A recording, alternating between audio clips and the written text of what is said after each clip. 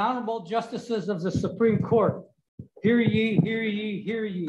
All persons having business before this court are admonished to draw nigh and give their attention to the court. Now sitting. Please be seated.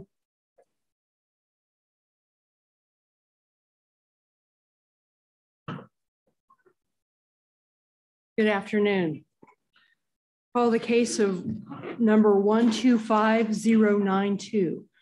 Faith Rivera et al., Tom Alonzo et al., Susan Frick et al. As appellees versus Scott Schwab in his official capacity as the Kansas Secretary of State, Michael Abbott in his official capacity as the election officer of Wyandotte County, Kansas, as appellants, and Jamie Hsu in his official capacity as Douglas County Clerk. With that, will council please state their appearances?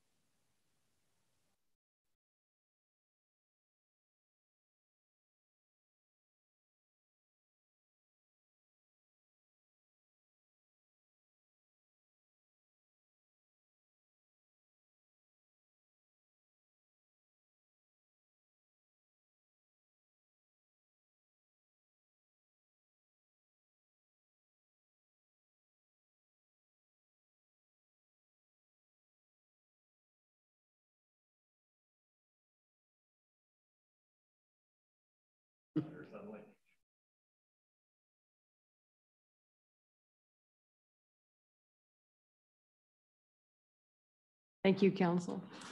Those that were here this morning are already aware of the empty chair, but there may be new individuals in the courtroom who are not watching this morning or are watching our live stream at this point. Justice Eric Rosen has tested positive for COVID and so is in isolation and following our isolation protocols. He is listening, watching through the live stream, our oral arguments today, and he will be participating with the court in decisions. We will be conferencing this case remotely with all of us through virtual technology. For those counsel who were here this morning, we do have a clock back, so that should help us with regulating our arguments this afternoon. And with that, we're ready to begin.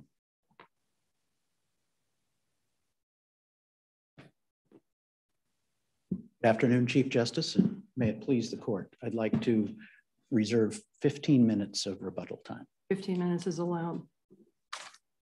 Thank you.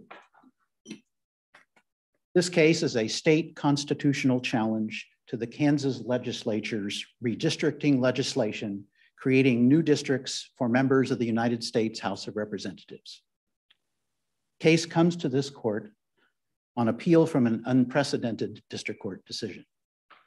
For the first time in Kansas history, a court has invalidated a congressional districting map duly enacted by the legislature, holding that partisan gerrymandering violates assorted provisions of the Kansas Constitution, which have never before been applied in this way. A brief word about language.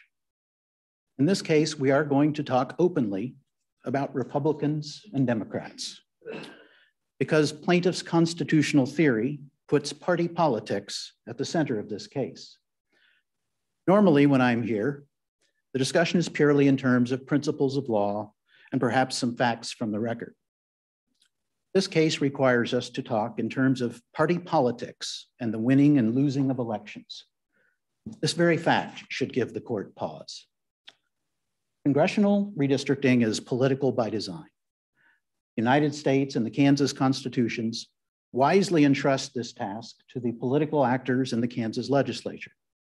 The legislature, not the state judiciary, is designed and equipped to make the political determinations that cannot be avoided when drawing district lines. Council, let me interrupt.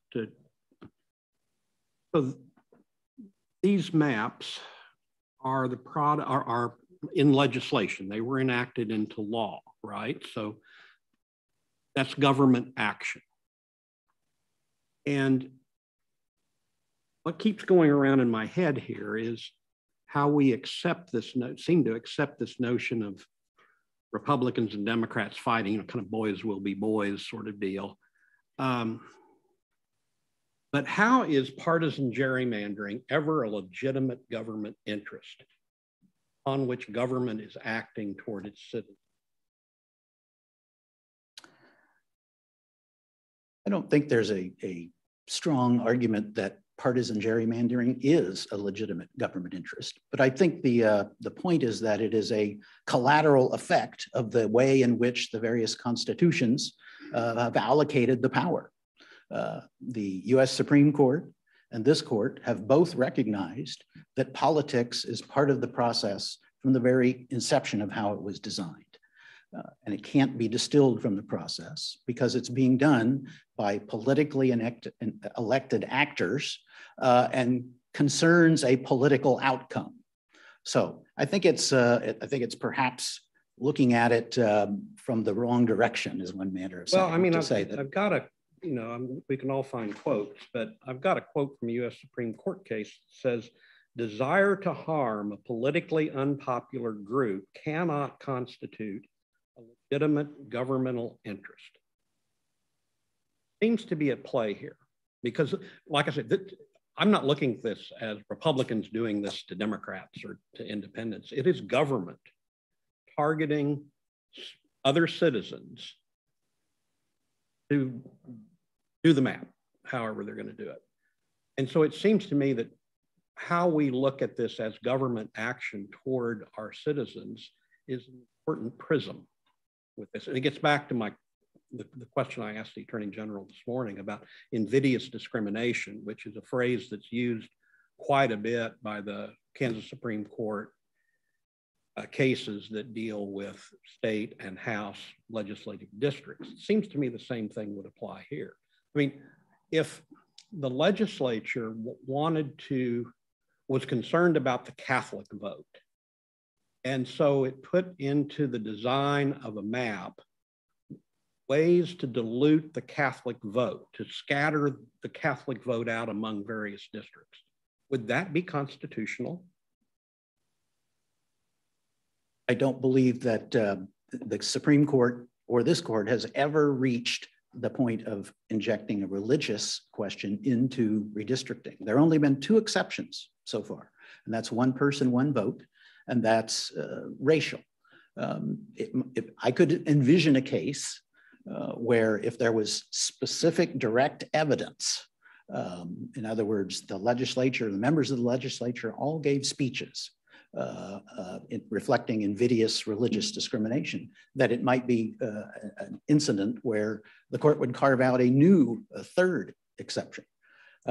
But the difficulty with that hypothetical in this case is, where does it stop? In addition to the two recognized exceptions, this case argues for a new exception based on political party. And the plaintiffs have argued that there's a certain logic to that because we're talking about elections. But the fact is, they're arguing for the third exception. What will be the fourth? And what will be the fifth? Will it be age? Will it be gerrymandering based on religion? Will particularly sensitive or important political issues divide the population such that a certain number of people who support or oppose an issue claim that they're entitled to some kind of proportionality in the redistricting? But why not just approach this like we do the First Amendment and say, you know, is it content neutral or is it content related? And if it's content related, you've got one standard. If it's content neutral, it's another. And, you know, courts are able to do that. And it just seems to me like this is government action targeting other Kansans for how they're treated in this map redesign? First of all, the analogy to the First Amendment seems inapt, because there you're looking at the content of the speech, and it's a relatively straightforward determination of whether something is content neutral. Courts have a great deal of experience in doing that in the context of the First Amendment. The fact is, there is no historical experience in articulating a test for political gerrymandering. You pointed this morning and a few moments ago to some of those original cases, I think the two 1979 cases after the constitutional amendment was first passed. Both used the words either partisan gerrymandering or political gerrymandering, but neither of them articulated a test. And if you read on, both of those cases essentially rejected the concept almost out of hand. In the second of those cases, the court referred to political considerations are something that varies based upon the issues and the candidates. And in the first of those cases, the court said that it was essentially an equal protection argument. So we think the difficulty would be in standardizing or devising a test, which is why this is essentially a political question that the court should not be entering into. Is there any point at which partisan gerrymandering, in your mind, would be unconstitutional, ever? I don't believe so under the Kansas Constitution, certainly not under the federal Constitution. And that sometimes that's used as a basis for saying, well, then it's open season on voters. And the fact is that's not the case, because there are many other avenues by which the issue can be addressed. The United States Congress in the Elections Clause reserved for itself the right to address these issues. And in fact, over time has addressed them. Historically, many states had at-large districts, and as early as 1842, to avoid political gerrymandering, the Congress of the United States required single-member districts, and that law is still in place. So if here the legislature would have, and this is a hypothetical, made serpentine, snake-like throughout, the first district was snaky, and then the second district was snaky, and the third and the fourth. And it was all, the result was clear that it was based on partisanship, or there were facts to support that it was based on partisanship, then that would not be unconstitutional in your mind. No, I don't believe so under the Kansas Constitution, which doesn't address the issue. There are other ways in which our political and legal and government system would address that issue, unless, of course, well, one of them being the possibility of amendment of the Kansas Constitution. Many of the states, including many of those that are cited in the briefing in this case, have passed constitutional amendments. The Florida Fair Districts Act, the Ohio Constitution, which many say Kansas was based upon, had a recent amendment to allow review of political gerrymandering as a constitutional issue. But the current version of the Kansas Constitution, we do not believe could be read to address that situation. Counsel, while we're on the topic, I have what might be a dumb question. But it seems really important and to be glossed over by everyone. Can you give a definition of political gerrymandering? No, I cannot. It's in the eye of the beholder, and that's one of the difficulties in this case. Well, let me ask maybe an unusual question. What do you think your opposing counsel would say is the definition of political gerrymandering? They would say that it's a dilution of the vote of a certain disfavored group. And what does that mean? And this is what I want to probe into a little bit. Is there the term is obviously thrown around a lot, partisan gerrymandering. Does that mean that in one particular district, the percentages of party affiliation are substantially different from the overall percentages within the political district, in this case being Kansas? Is that what it means? Well, so in criticizing it in the Russo decision, the US Supreme Court said there is a gravitational pull towards proportionality in arguing about gerrymandering, because at bottom, it is an argument that there is a certain proportion of a certain political party, and that political party is entitled to representation in that proportion. And then, so that I guess leads to my follow-up question is this kind of like a game of dominoes, if you will, where if there's disproportion in one district, doesn't that, by a matter of math and logic, mean that that political party is overrepresented, arguably, in a different district?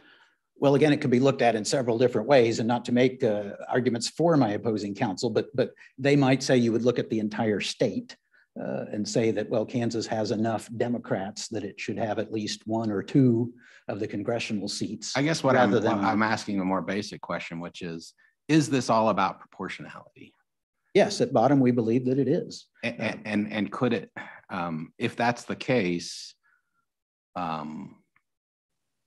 does the Constitution have any sort of dictates in it about maintaining a party affiliation proportionality that's roughly equivalent to the state's proportionality?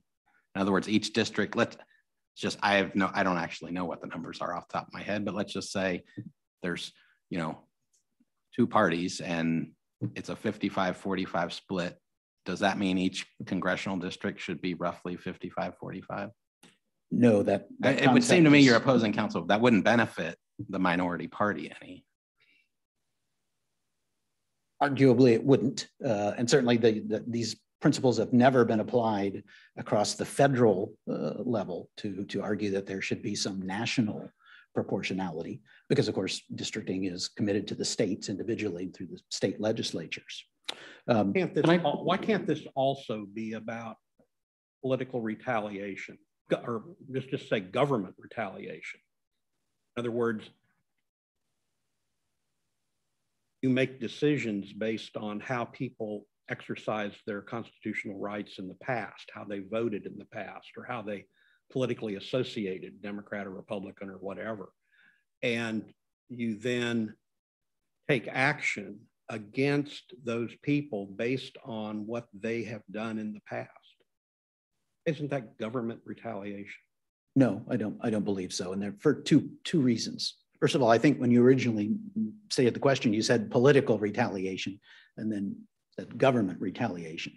But it's the same thing. But it's the same thing here. It is. We can't.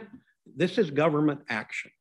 The supermajority got a law enacted, and so this is government action. Government looked at that. It's government action in the realm of politics. And when Your Honor states that there's some sort of a vendetta based on how people voted in the past, no one can predict how people will vote in the future. To say that this is some sort of a retaliatory claim is simply wrong. Redistricting is committed to the legislatures by the federal Constitution, and it has always been committed that way. And there's no basis for saying that this is some sort of revenge or retaliation. It's politics. And there are winners and losers in politics. And some people come out on the longer end and some people come out on the shorter end. And then what happens is they run on that basis and they turn around and they make an issue of it in politics, and they try and change the members of the legislature, or they try and change the Constitution, or they try and change federal law through their congressmen to change the process. There is no legal basis to say that because politics has resulted in someone being a loser, that there suddenly is a constitutional right involved. Well, why was Johnson County kept intact? So that was a matter that the legislature exercised its discretion. They were in a situation where, because of population growth, Wyandotte County and Johnson County could no longer be together in the same congressional district. And by the way, everyone concedes that in this case. That's not an issue. So they were confronted with a limited number of choices. You could split them both. You could split one or the other. Ultimately, they decided, based upon their discretion as members of the legislature and the arguments and the concepts that were presented to them, to split Wyandotte County. And you'll see in the record, the members of the legislature that articulated reasons, and they're in the legislative record, said, among other things, that Johnson County was considered the economic engine of Kansas. and a group of chambers of commerce asked them not to split Johnson County. Again, it was a discretionary decision. But presumably for a good, for a good reason. There's some benefit that falls to Johnson County by being kept intact. Well, so that goes to the allocation of communities of interest in connection with redistricting. And we believe that the experts in communities of interest are the members of the legislature. They are the ones who are elected in those districts. They know their constituents. They know the local culture and economy. And in this case, the members of the legislature exercise their discretion to say, we think Johnson County should remain together. The reasons I just articulated, they thought that it was an economic engine. There was also some discussion to the effect that given growth in 10 years, it may be that Johnson County has to be its own district. And better not to split it now than to have to bring it back together in the future. So there were those reasons that are in the legislative record, but I'm reminded of the fact that, of course, legislatures, when they're exercising their legislative discretion, they're not necessarily a court. They don't have to issue an opinion. They have to take a vote and run for re-election. And in this case, that was their considered judgment in allocating the real estate that had been previously part of the 3rd district. Council, can I back you up? We're kind of talking about the substantive merits, but as I understand your position, there are 2 threshold questions as to whether or not our court even has authority to interject itself into the review of this case. One, you've touched on the political question doctrine, but your other argument on the elections clause, my understanding is that your position is that forecloses our Article 3 powers of review in this situation.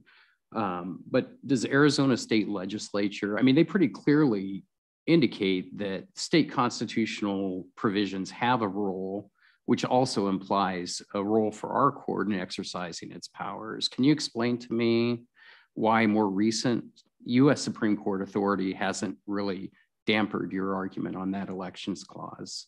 Certainly. So we think that the best view of the elections clause is that it only includes the state's prescriptions for lawmaking, a term that's been used in those cases, and I believe in the Arizona case as well. In the Arizona case, the people had voted to put in place a redistricting commission. And what you find in all of those elections clause cases, many of them cited in the Frick brief, is that in those cases, the state had defined lawmaking to include certain elements in addition to the legislature. So the lawmaking process included, for instance, the veto power of the governor, as we have in Kansas. In other cases, it has included the local referendum to allow redistricting commissions. Kansas has nothing comparable to that. And the prescriptions for lawmaking in Kansas end essentially with the legislature and the governor's power to veto and the legislature's ability to override. The U.S. Supreme Court, as recently as the last couple of months, has garnered 4 votes indicating that they would grant certiorari in a case raising these very arguments. So we think that it is very much a live issue and that our view of the elections clause is the correct one. It does not, the lawmaking power does not reach in Kansas on the legislature and presentment to the government. The Supreme Court is not a lawmaking body, it's a review body. And in this case, that power is not part of the prescription for lawmaking. I guess I have a couple of follow-ups to that. First, hasn't our court historically viewed the state constitutional Bill of Rights as a check on Article 2 or legislative powers of lawmaking? And why, you say it has to be a state constitutional provision that governs the lawmaking process, but isn't that what we have construed our Bill of Rights to be? In many cases, yes, the legislature, the court reviews for constitutionality acts of the legislature. This is a very unique enactment. It's enacted pursuant to the direct authority, not of the Kansas Constitution, but of the federal Constitution. And therefore, we believe that the Elections Clause provisions attached to it in this unique situation. So if the legislature passed a law that said in congressional elections, only white male property owners get to vote, Kansas Constitution has no role in the legality of that legislation. Well, of course, that would easily be unconstitutional under existing law from the United States Supreme Court. I'm only asking it would about never get here. But my question goes to the state constitutional provision. Are you saying that if that happened, the Kansas Constitution has no part in challenging that legislation? Of course, I'm not. As I've indicated, there are the two exceptions in Rucho that were articulated that courts accept that this court has applied in its state redistricting cases. One man, one vote, and racial gerrymandering issues have clearly been reached by this court and by the United States Supreme Court, which explicitly said they're the two exceptions that courts can get into in regulating redistricting. But if you take out Justice Biles' race issue and just made it gender and property owners, you would not believe that we could address that under the Kansas Constitution? There have been no exceptions created either at the federal or a state level for those. And of course, that's the question presented here today. The plaintiffs are arguing for a third exception, political gerrymandering, political party membership. And so what next? What additional suspect class will be able to claim that it's entitled to proportional representation? Now, we're not talking about sort of election or poll restrictions. If the Kansas legislature passed a provision that said there's a poll tax based on sex, that would clearly be unconstitutional. Redistricting is a different natured animal. Here we're talking about whether someone is entitled to vote in a way that they can achieve certain results. In other words, Democrats want Democrats to win. Republicans want Republicans to win. And to use your hypothetical, say if women wanted women to win. And that concept of proportionality has never been imported into the Kansas or the federal Constitution outside of one man, one vote and racial gerrymandering. Could you, if you didn't want to look at it as a proportionality issue, because I think that the appellees frame it a little bit differently, but if you look at, our equal protection, Section 2 of the Bill of Rights in the Kansas Constitution, that kind of analysis is triggered when people similarly situated are treated differently or classified. So equal protection review applies when a law affects the rights of, one person that's part of a group. So I don't know that it's necessarily outcome oriented. The question is whether or not equal protection is triggered by drawing lines based on political affiliation. And there's certainly no precedent in Kansas for applying the Equal Protection Clause to protect a minority political party. Well, I think that's why we're here. Well, that's true. It would be novel and groundbreaking, and would separate this court from the many other courts, including the U.S. Supreme Court, who have found that that is not a basis for a claim. Which is why, of course, we are here arguing that this is not a justiciable claim under the Kansas Constitution. Well, I think whether it's justiciable is a different issue than actually applying the equal protection, right? Because justiciable, we look at whether or not we can even entertain it, correct? I think they are separate, but they are adjuncts of the same point, fair to say.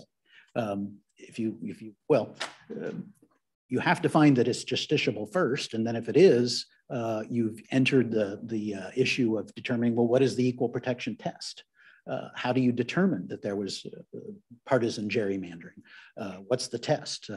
And of course, that gets you into the weeds of determining the various merits of the political maps and the line drawing process, and substituting essentially the court's views for those that were put in place by the legislature. On the issue of just political I'm glad question, you did that first and not me, because we thought I was going to. That's what I'll call it. Isn't deciding whether there are any judicially discoverable and manageable standards for purposes of deciding whether it's a political question actually judicial review of a political question in and of itself? Not when there's nothing to guide the court, as we contend that there is here. And in fact, here we contend that it's actually inconsistent with the history and substance of the Kansas Constitution. But aren't we actually going into, if we're trying to decide whether or not there are standards, aren't we already weighing in? Isn't that judicial review? Well, so the fact that you have to go about this searching process of trying to create standards is an indication that should deter one from entering into the process to begin with. But there are states that have standards, right? There are states, and I think if we look closely at those, and we've cited many of them in our brief, you'll find that those states uniformly have unique constitutional provisions that govern redistricting. Those states, typically their lead holdings are based on nonpartisan redistricting commission provisions. Those states have anti-political gerrymandering provisions that are literally written into their constitution. But some states don't. I don't believe you'll find any state that's made a decision to allow a review of political gerrymandering that has the same or similar constitutional provisions to Kansas. If you look at North Carolina, it has a unique free and fair elections clause. If you look at Florida, it has the redistricting fairness constitutional amendment. Certainly those cases sometimes go on to cite sort of this assortment of constitutional provisions, and they say, well, we have our redistricting provision, and it's also a violation of the First Amendment or the right to vote or what have you. Kansas doesn't have a unique redistricting constitutional provision. Certainly it has a right to vote. No one's right to vote is violated here. Everyone is allowed to vote. No one's First Amendment rights are violated here. Everyone's allowed to speak and campaign as they wish. What about assemble? Entitled to assemble as they wish. This doesn't interfere with the right to assemble in any way. And in the Kansas Constitution here, I had to print it off because we don't have being able to assemble and petition the government and instruct representatives. That's in Section 3 of the Kansas Bill of Rights. That's not infringed in this case.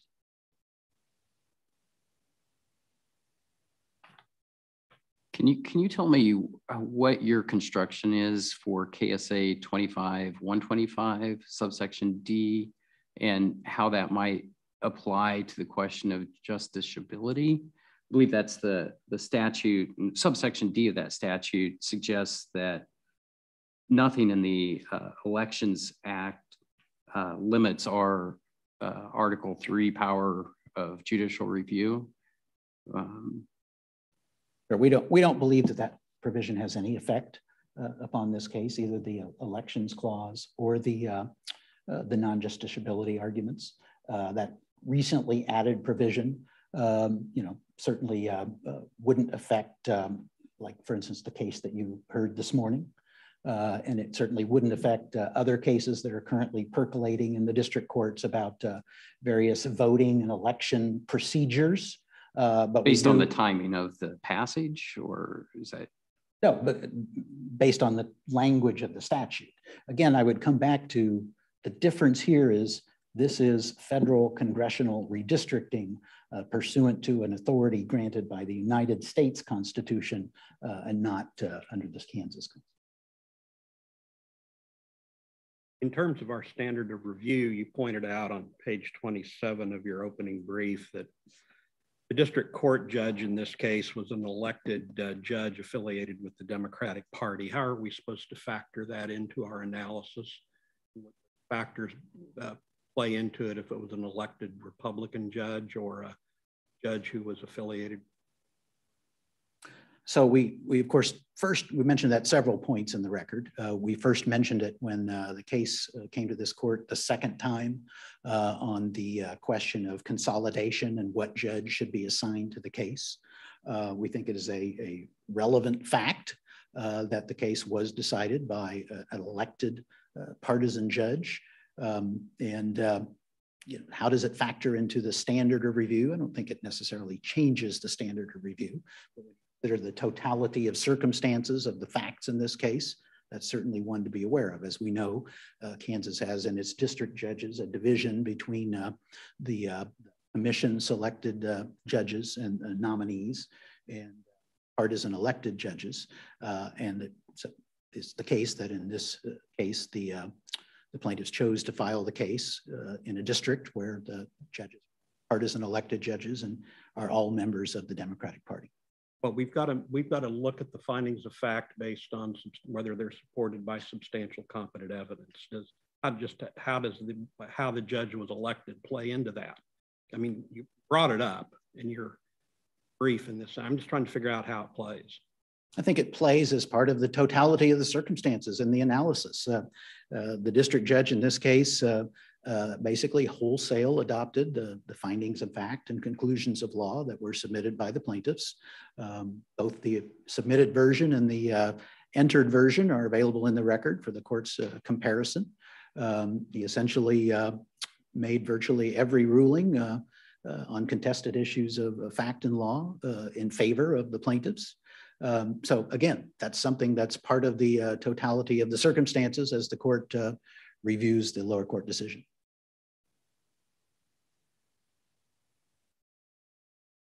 Just real quick on the fact findings on racial gerrymandering, what is your position as to either why substantial competent evidence does not support those findings or why those findings are not legally sufficient to support the conclusion of racial gerrymandering? Can you just sort of summarize where you're hanging your hat on?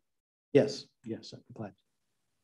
Our position is that the plaintiffs did not meet the legal or factual requirements for their arguments of racial vote dilution and racial gerrymandering claims.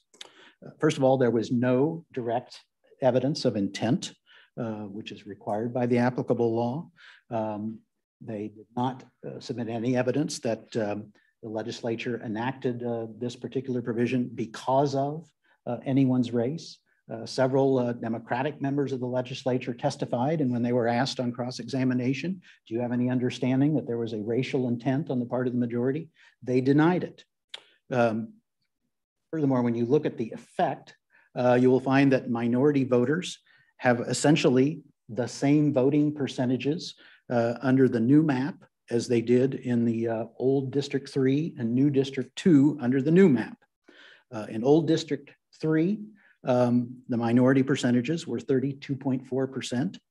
Many of those voters in Wyandotte County above I-70 were moved into District 2, and the new District 2 is 30.2%. That is only a 2.2% difference. So those voters remain in a similar proportion, in a similar percentage in their new district as they were in their old district. So those minority voting percentages are essentially the same. Does it matter where those people actually live, or is it sufficient that they live in the district?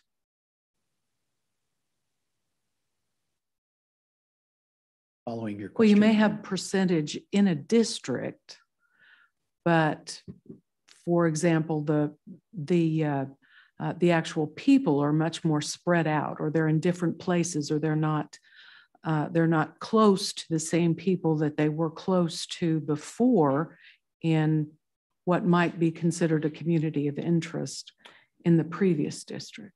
Well, so certainly we think that that matters in the sense that it's within legislative discretion to consider those issues. But here, having decided to draw the line where they did, the way the plaintiffs have tried to present that issue is that the individual minority voters were previously in a crossover district. In other words, in the third district, there were more non-minority voters who would vote the same way as the minority voters than there are in the new second district. And that theory has been rejected by the US Supreme Court. There's no right to remain in a district with other voters who think or vote like you as a minority voter. So your position is that just looking at the district is sufficient. And the percentage of minority voters simply within the district, disregarding any potential crossover. Yes, that would be our view. The percentages, and as the percentages here are essentially the same, the minority percentages in the old third versus the minority percentages in the new second. Those minority voters still have the same percentage voting power, and the law doesn't require anything additional. What findings of fact do you believe this court would be bound by in the district court decision? Well, we don't think that the court should reach the point where it's reviewing the findings of fact. We think that the court should find that there is no basis for a Kansas court to litigate a political gerrymandering claim. If the court finds that there is a right to a political gerrymandering claim, then it would be substantial evidence. But how would the court look at a racial gerrymandering claim without looking at the facts? And moving to, you're right, Your Honor. On racial gerrymandering, that's absolutely correct. Here it is a mixed question of fact and law, and certainly the facts that I have just cited from the record about the voting percentages, and the additional testimony, those are well within the court's ability to consider too. And finding yourself then to that issue, which findings of fact do you believe the court is bound by? I believe the court is bound by findings of fact. I believe the court gives them a certain amount of deference in connection. If there's any evidence to support them, and I understand there's competing evidence, but the court made certain factual findings, and are we bound by those then if they reference race? If they meet the standard of review of the substantial evidence on the record. I mean, I'll give you an example. There was a finding regarding evidence of intent. The plaintiffs presented an expert witness who gave historical evidence about racial history in Kansas.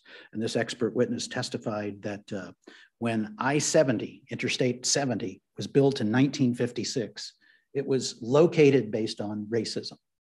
Now, that is a fact in the record, but as a legal matter, racism in 1956 doesn't translate to racism in 2022. So the court considers that fact in light of other facts in the record that were in the cross-examination of that expert witness. Do you believe there are any findings of fact that have no basis in the record? Yes, we actually believe that the artillery battery of expert witnesses presented by the plaintiffs are largely beside the point and of no value to the court. That's because on their own terms, these expert witnesses disregarded many of the elements of the guidelines that they claimed to rely on. There's been discussion in this case about the guidelines that were adopted by limited subgroups of the legislature, but have never been enacted into law. The experts relied very heavily on those, but interestingly enough, they chose to ignore the ones that could not be quantified and put into a computer system. So if you look at those guidelines, a very important element of them, it's 4 sub B, was the recognition of communities of interest, social, cultural, racial, ethnic, and economic interests. And none of the quant experts, which was most of them of the plaintiffs, considered any of those factors because they can't be quantified and fed into a computer. They looked at things like compactness, which can be graphically measured and used for a computer system. They looked at things like being contiguous, which is simply that the districts aren't in separate blocks. But all of them looked the other way when it came to those community of interest factors, which frankly is an important element of our argument here, because only legislators or individuals who have familiarity with those areas, they live there, they campaign there, they have businesses there, they have families there, can evaluate those factors no expert can evaluate those factors in the same way that a legislator can. And certainly their experts did not here. Your discussion with Justice Wilson touches on a point of some tension when we apply our standards of review, which generally are that matters of intent are left to triers of fact, but we then overlay that with a substantial competent evidence situation. How do we really separate that? I mean, are we inevitably reweighing the evidence if we try to unwind or dissect the various pieces of evidence that go into a factual finding of intent?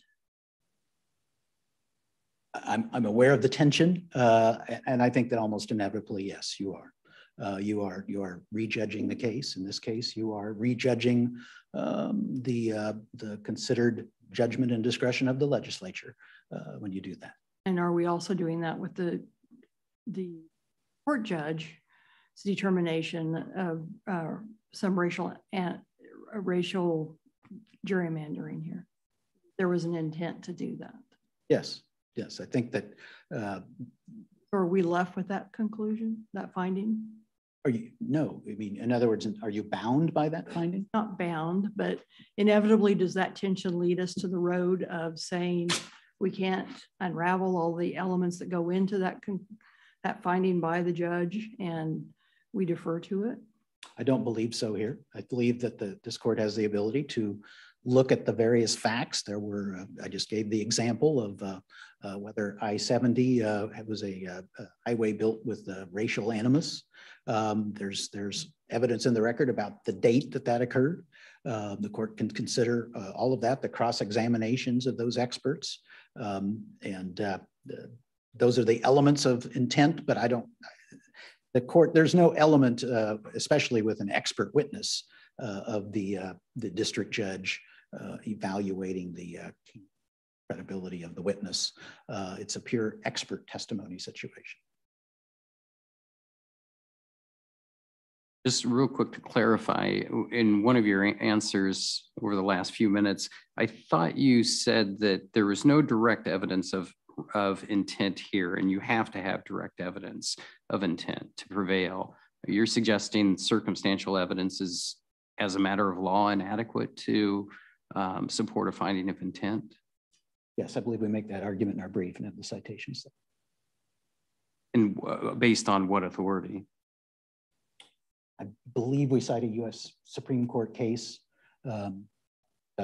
intent for racial discrimination.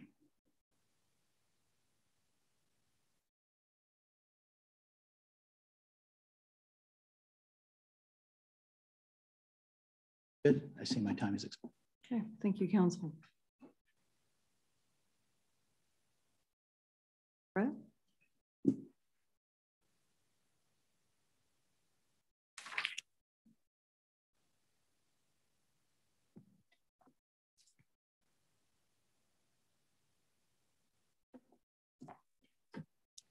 Good afternoon, Madam Chief Justice, and may it please the court. I'm Sharon Brett from the American Civil Liberties Union of Kansas.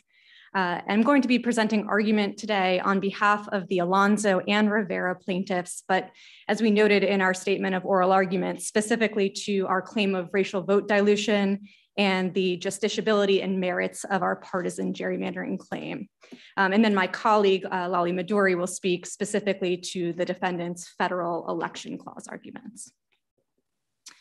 The Kansas Constitution's Bill of Rights begins with distinct and essential proclamations that all people have equal rights, that all political power is inherent in the people, and that government is here for our equal protection and benefit. In the Harris case, this court said that sections 1 and 2 of the Kansas Bill of Rights mean that all Kansans should have equal power and influence in the making of laws that govern them. Racial vote dilution and partisan gerrymandering are antithetical to these core constitutional principles, because a map that engages in these invidious practices by its very terms gives equal protection and benefit only to some people, not to all people. It classifies and favors one group of voters over another, and it distorts and manipulates the map to advantage those in power. Let me ask you, given what you just said, heard me talking about invidious discrimination the whole day. I'm not a very creative person, and so all I can do is I kind of look back at Kansas Supreme Court cases, see what they've said in this area, and then gone from there. By focusing on invidious discrimination, is that too myopic from the argument you're making? I mean, I'm trying to get at, there's a lot of argument about, this case is about ensuring that Democrats have a certain amount of political muscle in the next election. And in my mind, invidious discrimination is basically punishing people for how they've exercised their votes in the past or how they've assembled in the past. It's a retaliation kind of thing. So I'm trying to figure out if that's where I'm focused, am I looking too narrowly at the universe of evidence from what you're trying to argue? Does that make sense? Sure, and perhaps it's good in response to that to back up and talk about what are we talking about here? What actually happened here? And I believe the question was posed earlier, what is partisan gerrymandering, right? So there's two distinct claims here, racial vote dilution and partisan gerrymandering. And I do want to make sure I talk about both. But on the partisan gerrymandering front, what we're talking about is the intentional entrenchment of power in the majority party in such a way that it effectively deprives the disfavored party of having any power or influence at all in the laws that govern them. And that's what runs contrary to the equal protection principles that are outlined in sections 1 and 2. How does that work, practically speaking? In other words, let's say we were in a totally different context and I was a bad legislator and I said, I want to do this. Like, how do I do this? What you just described. In other words, it's back to that proportion. There's only a certain number of voters in a state, and I get the cracking and packing and all of that. I'm familiar with all the terms, but at the end of the day, a person is a member of a party that doesn't have enough votes. And I'll go back to maybe I talked this morning about my friends in maybe the Libertarian Party or Green Party. Are their constitutional rights just being violated all the time because they can never elect their candidate of choice? What we're talking about here is the specific categorization of voters based on how they vote and treating them differently, treating similarly situated individuals differently in violation of equal protection, right? So in a two-party system, obviously, you're looking at Democrats and Republicans. There are individuals who vote for third parties.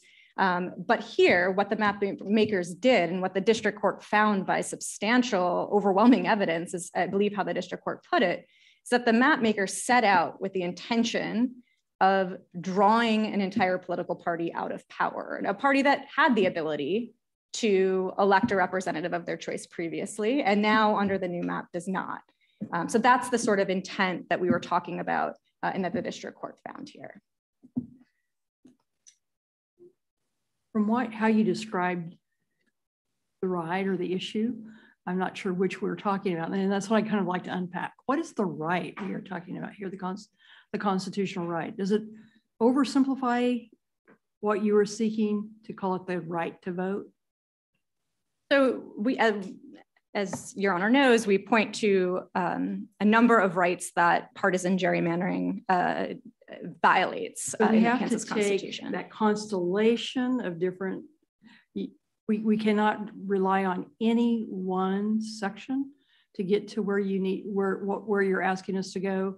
We really need to look at all of the different arguments that you've made, all the different constitutional provisions you've cited, and bundle them together to get the right that you're asking? No, I believe that the district court's reliance primarily on section 1 and 2 of the Kansas Bill of Rights is what's doing a lot of the animation here. Those rights guarantee equal protection. And as I just noted, a partisan gerrymander by its very terms denies a group of individuals of equal protection, equal power and influence in the laws that govern them based on who they vote for. So let's unpack that a little bit. Sure. Starting with section 1. What is the natural right that you are alleging is being protected? So we are, as you can probably tell in our briefing, section 1 and 2 are working in operation with one another here. And the right to vote is essential and is within the Kansas Constitution itself. But section 2's specific description looking towards equal political power, all political power being inherent in the people and instituted for their equal protection and benefit, combined with a statement in section 1 of all individuals being possessed of equal and inalienable natural rights. These two things in combination with one another, when we look at what happened with this particular map, we can see just on its face how it violates those principles because of how it treats similarly situated groups of voters differently. How does it treat them differently? They all get one vote. Every person gets one vote. How is that different? So I think here, looking to the language of the Harris case is instructive. And thinking about how the right to vote is not just the right to cast a ballot. The right to vote is the right to vote with meaning. Now, that doesn't necessarily mean being able to be successful in your vote in every given election. But when the legislature sets out, has the intent and effectively accomplishes the intent of making sure that one group of voters' votes mean less than another's, that is where— What does it mean to say means less? A partisan gerrymander by its very nature is deliberately entrenching one political party in power and making sure that the votes of the disfavored party are diluted such that they will not have the same opportunity in the districts that are drawn to elect their representative of choice. And that's what we saw happen here. That's what the factual findings from the court saw. What constitutional clause gives a citizen the right to an opportunity to elect a candidate of their choice? What does that really mean? Again, pointing back to the language of section 2 here of the Kansas Bill of Rights, when we talk about a government that is instituted for the equal protection and benefit of all people and all political power being inherent in the people, then each individual should not have their votes relegated to not matter simply because of who they vote for. Well, some people's vote, I guess where I'm having trouble making the logical connection with your argument is that there are certainly individuals whose preferred candidate has never won an election. So how are you suggesting that they don't have the same constitutional prerogatives as people who just happen to always vote for the most popular candidate? I think we have to look at what this particular map did to see that the answer in this case is actually quite simple. That the way this map was drawn altered the natural state of things and was so deliberately drawn so that people who once had that power no longer had that power simply because of the way they voted in the past. And I think maybe that gets to Justice Biles's statement about the issue of retaliation as well. Would that suggest that the persons in the old districts who did not prevail were at that point in time having their constitutional rights violated? What we have to look at here, and I think perhaps turning to the district court's articulation of the test of an intent and effects test. So I think the question that you're asking is getting only to the effects, and here there is a finding of intent as well that I think is relevant to that consideration. It is what did the legislature set out to do in the drawing of these lines, and what did they accomplish with that being their intent? And that is what the district court found here. So I do want to take just a minute to talk about the racial vote dilution claim as well. And I'm happy to answer any other questions on the partisan gerrymandering claim as the the justices have them. But to speak specifically about the racial vote dilution claim, I think it's very important to note here that the court did make this finding of intentional race discrimination. That's a very powerful finding that the court said was based on substantial evidence that was before it. So both expert evidence as well as lay witness testimony from leaders in the different communities that were affected by this map. It is beyond dispute that intentional race discrimination violates the Kansas Constitution. And the evidence conclusively showed that the map literally splits minority Democrats from non-minority Democrats in such a way that minority Democrats have even less of a chance, virtually no chance, of electing their candidate of choice. And that's the essence of a racial vote dilution claim. They were moved out of Congressional District 3 and into Congressional District 2, where their votes, I believe as one expert put it, will border on electoral irrelevance. And the way that the court looked at this is comparing the treatment of those minority voters who were moved out of CD3 and into CD2 with the individuals who were left behind in CD3. Now, the minority individuals left behind in CD3, their vote was not as deeply impacted, but was still substantially impacted. And in comparing the line, just even looking at the map, you can see how clearly the map splits Democrats from Democrats and moves minority Democrats out of CD3 and into CD2. And that's a classic racial vote dilution issue because CD3 used to be a performing minority crossover district where minority voters in Wyandotte County could work with non-minority voters in Johnson County, northern Johnson County, and elect their candidate of choice. And what the district court found here is that the legislators specifically knew that and then took a look at that community and divided it in such a way that those minority voters in Congressional District 3 would be moved out of the district and have their votes completely diluted in Congressional District 2. Was there any fact finding about how the various party affiliated and racially classified groups actually voted?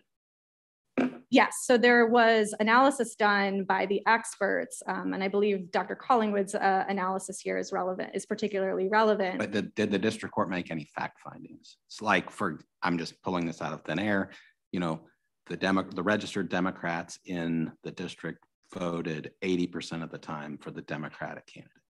Yes, so Dr. Collingwood's analysis looked at racially polarized voting and found that racially polarized voting occurs in both Congressional District 2, Old Congressional District 2 and Old Congressional District 3 in the vast majority of elections. And was that a fact finding made by the district court? The district court credited Dr. Collingwood's analysis in that regard, yes. But didn't make a fact finding with respect to like concrete numbers, for example, like percentages and so on.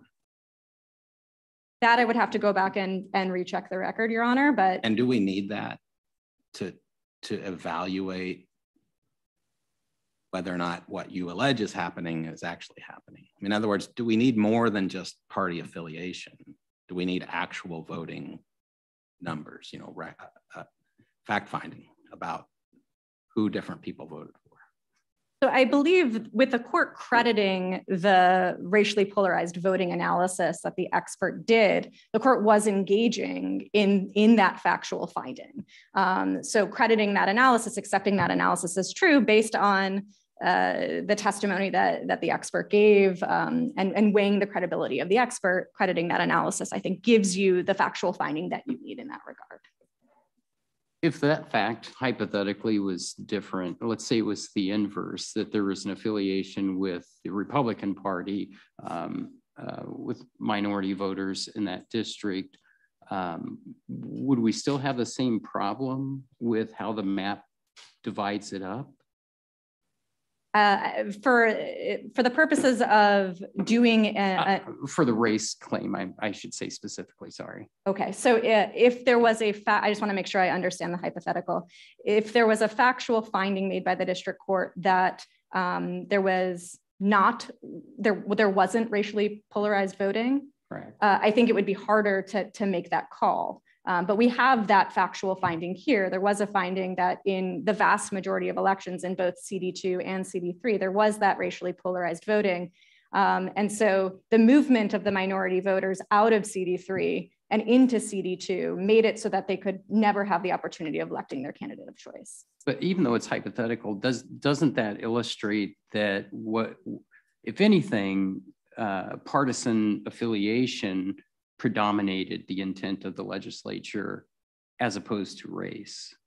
Well, so I think that perhaps this is an opportunity to clear up some confusion on what the claim is that the plaintiffs actually raised in this case, which was one of racial vote dilution and not of racial gerrymandering. And they're analytically different. The Supreme Court has said they're analytically different. So in a racial vote dilution claim, the court did not need to find that race was the predominant motive in the drawing of the maps. It needed to find that it was a motive, one of the motives. So it's internally consistent with also finding that partisanship was a significant motive in how the map lines were drawn. So the two claims are analytically different, and the claim that we brought here, the district court properly found as a matter of law that we needed to show that it was a consideration, and that the evidence supported that was a consideration. As opposed to a gerrymandering claim where it would have to be the predominant intent. That's correct. I see that I'm out of time, but I'm happy to stand for additional questions. Thank you. Thank you. This time the court will take a recess for 15 minutes.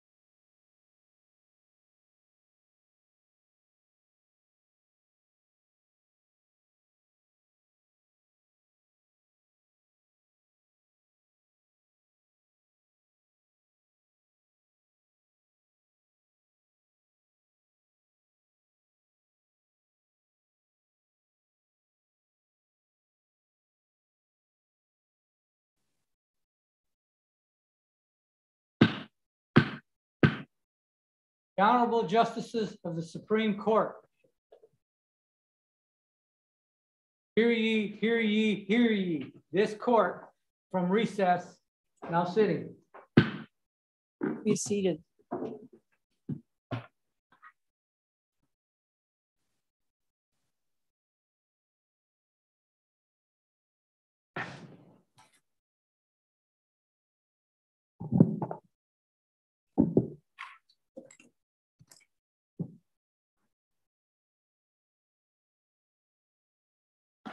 Madam Chief Justice, may it please the court. My name is Lali Maduri from Elias Law Group.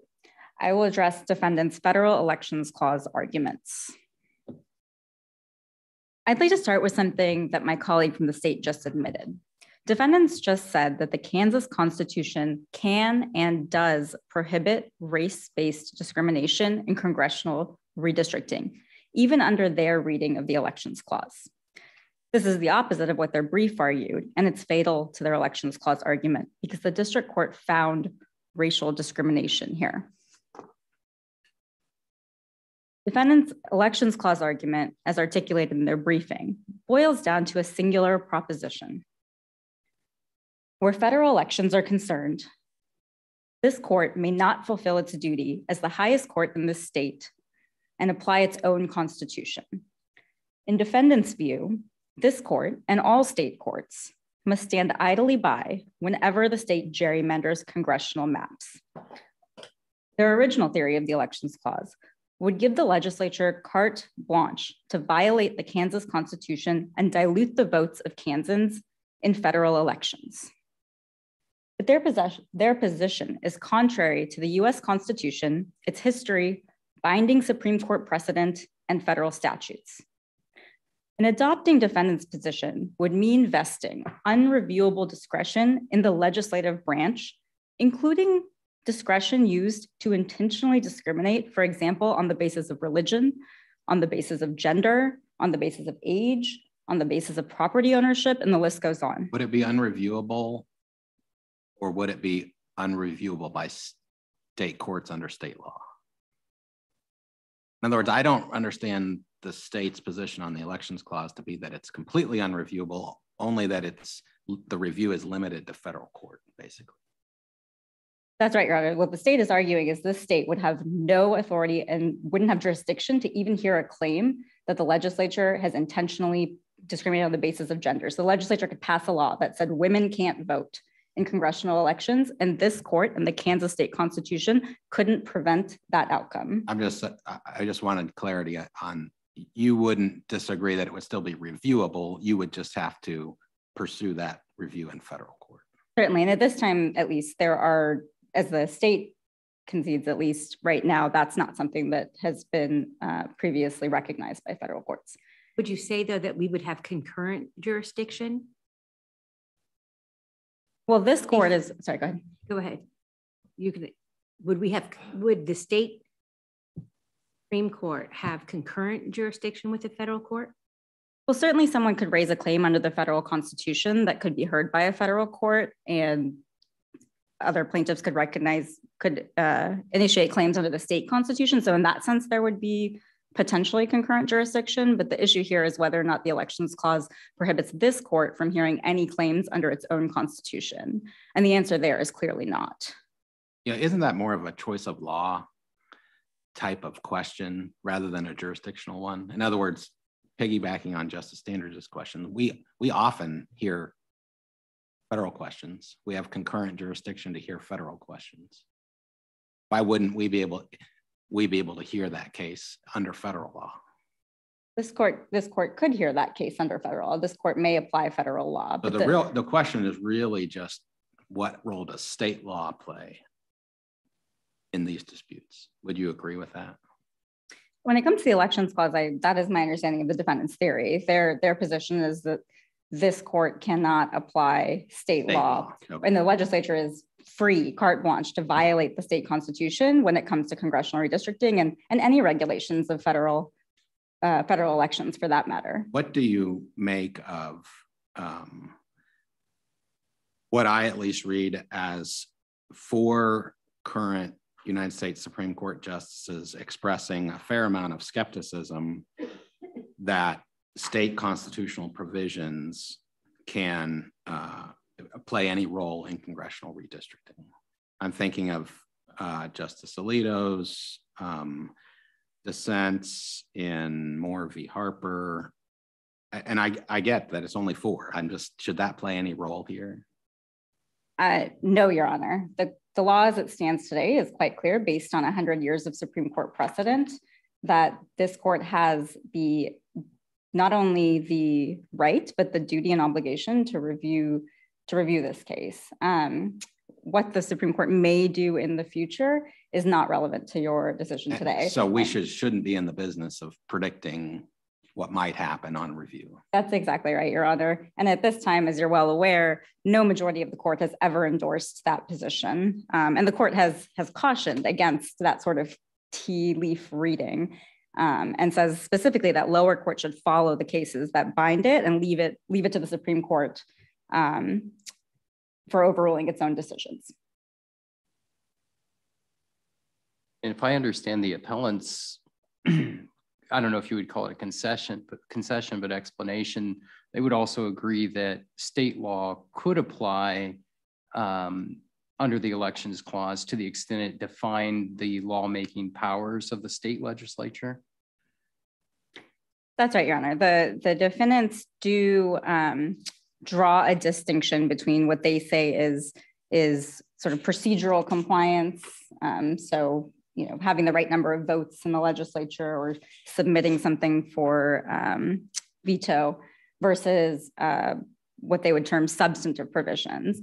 But that distinction is one that is not supported by anything either in the text of the Elections Clause, the Supreme Court's precedents, federal law, or any other authority.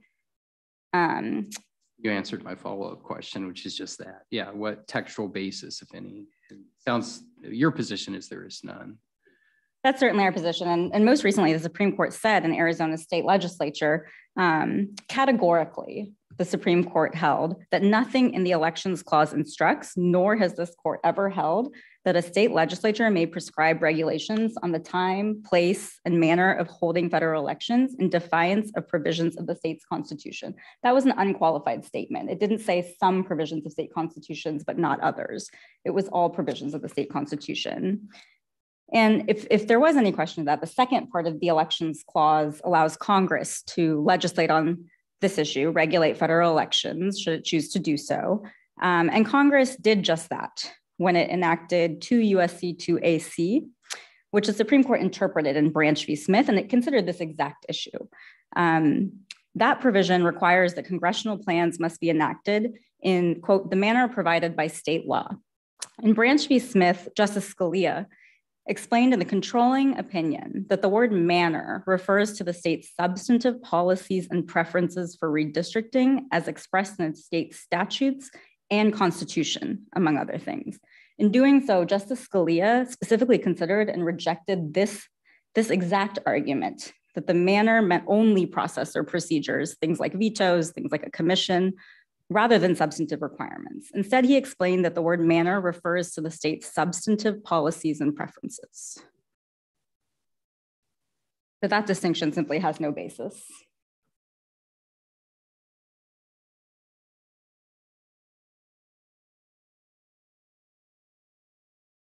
If not, I can briefly wrap up.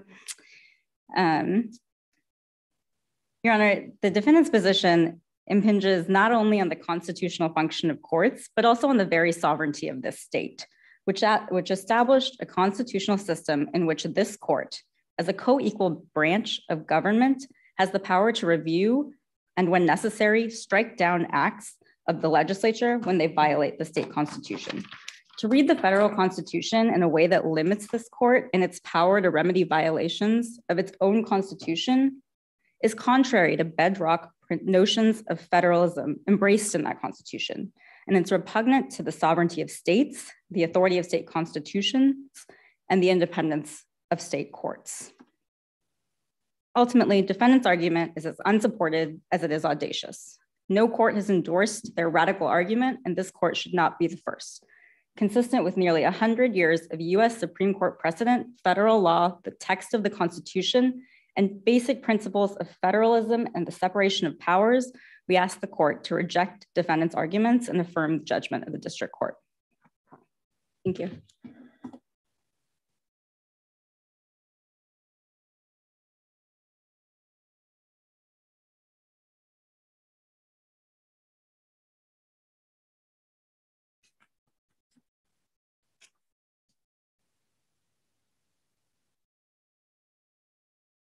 Madam Chief Justice, and may it please the court. I'm Steve McAllister. I'm representing the Frick plaintiffs, which is the group who are residents of the city of Lawrence and Douglas County. My clients have brought only a partisan gerrymandering claim, so not any kind of racial vote dilution claim.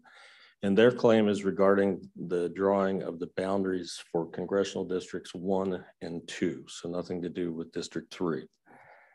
The Kansas Constitution, as this court has so eloquently and yet simply said, is the people's constitution. And this court is, in important respects, the ultimate protector of that foundational principle.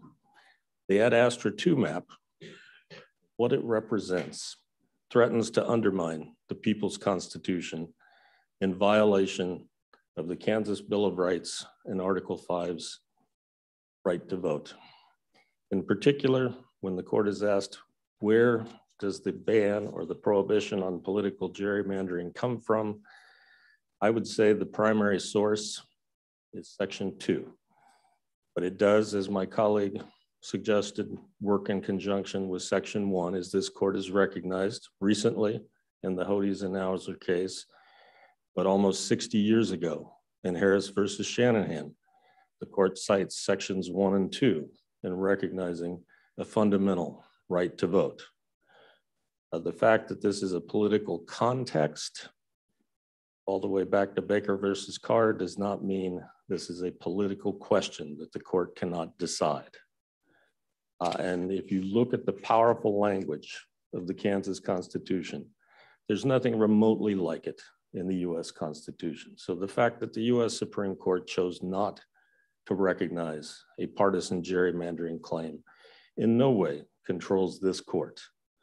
All political power is inherent in the people, and all free governments are founded on their authority, are instituted for their equal protection and benefit. Equally powerful is Section 3, which the bench has already mentioned. Again, nothing like it in the federal Constitution. It was proposed as part of the First Amendment, but did not make it into the final language. The people have the right to assemble, to consult for their common good, and to instruct their representatives. Those are unique and distinctive provisions in the Kansas Constitution. Going to Justice Biles' point, what are you looking for here? Well, I want to combine his questions with Justice Stiegel's questions. It's not a rule of proportionality. It's not because you have a certain percentage of voters of this party or that party, they get to elect that percentage of representatives. It's about equal treatment. You have to start with a baseline. The baseline is the map we had and the map we're going to. You look for that invidious discrimination, Justice Biles. You look for that targeting, which also can bring in Section 11 of the Kansas Bill of Rights, which is freedom of speech. People being targeted for their political affiliation, essentially, exercising their right to vote, arguably under Article 5, Section 1. It's not a rule of proportionality, though. You're looking for targeting of groups that were in a position where they had a meaningful opportunity to participate, and that is being taken away. That takes us back to Sections 1 and 2. That is the equal protection aspect of the case. The Green Party and Libertarian voters are never going to elect anybody, but they're not entitled to 1% or 5%, but they're not being targeted by the legislature in any way. The Democrat who lives in Hays, Kansas, in the Big First, is probably never going to have a Democratic member of Congress, but they're not being targeted by the legislature when it redraws the map.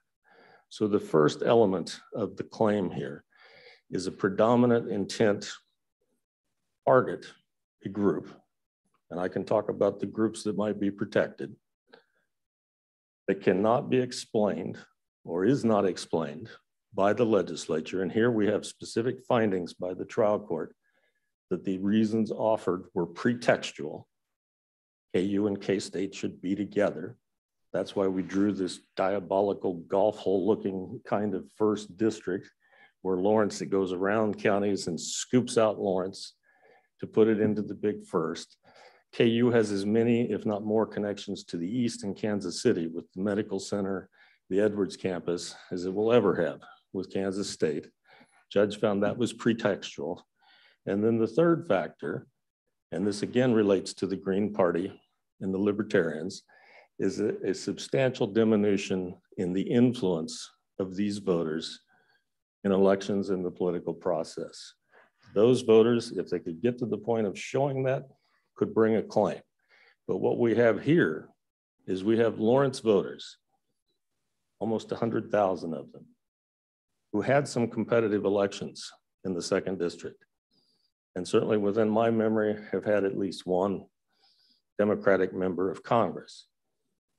But now they have been very deliberately targeted because of their votes, and it could not be. But was there any fact finding on those votes?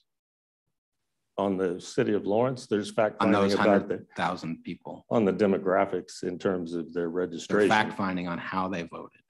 I don't know that anyone has that information necessarily, but and don't you need that to make the argument you're making? I don't think we do, Your Honor. The legislature didn't need it. They had they knew what the registration numbers were. They know what Lawrence is. Let me ask a related question. Do independent voters have standing to bring a gerrymandering claim? Potentially, if they are targeted as a group. Well, how would you ever prove up that? If so, the claim seems to me to rely on this inferential jump. How you're registered equals how you vote. And you just admitted there was no fact finding on how these voters actually voted. We only know what their registrations were. And if you talk about independents as a class, and I think independents are roughly equal in terms of registration. Statewide, they are certainly. But those independent voters, you lose that inferential jump because by nature of being independent, the idea is, well, they may go one party. That might make a difference if you were relying solely on independent voters for the partisan gerrymandering claim. But in Lawrence, you're talking about Democrats. But doesn't that undermine this inferential leap that you're making? That just because a person is registered a certain way means that's how they vote.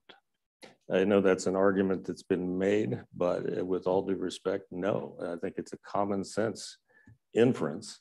It's the inference the legislature, I'm confident, relied upon in this case. There was absolutely no reason to take all of Lawrence and move it into the big first. There's at least discussion in Supreme Court case law about the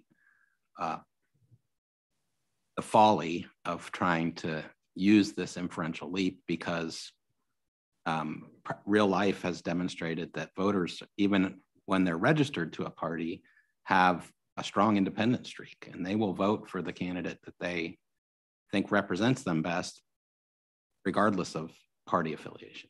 And yet the legislature, I think the evidence that the trial court did find acted because those were Democratic voters. I mean, it targeted a group and moved them and tried to put them in a district where they would be buried in a sea of red. So if my inferential leap is invalid, then so was the legislature's. But my point is that's what they relied on. And to Justice Biles' point, they targeted a group to try to disadvantage them. Now, your argument is maybe it won't be as effective as they thought. My argument is more, as a court, don't we need fact finding that supports that inference? Well, and I suppose if you want to send us back for more fact finding, we can try that and produce that. I understood it, the expert testimony. We know how the city of Lawrence voted in the past. Yes. And that's where I keep spinning around with this invidious discrimination thing. That makes sense to me. It doesn't make sense to me to try to predict the future, but you can look and see how people voted and where the votes are concentrated. And that is what these computer software programs do. Yes, among other things, yes. And I mean, it's no secret how the city of Lawrence votes. I mean, there's all sorts of, having lived there, I can tell some of the jokes about Lawrence. So, you know, it's no secret how the city of Lawrence votes.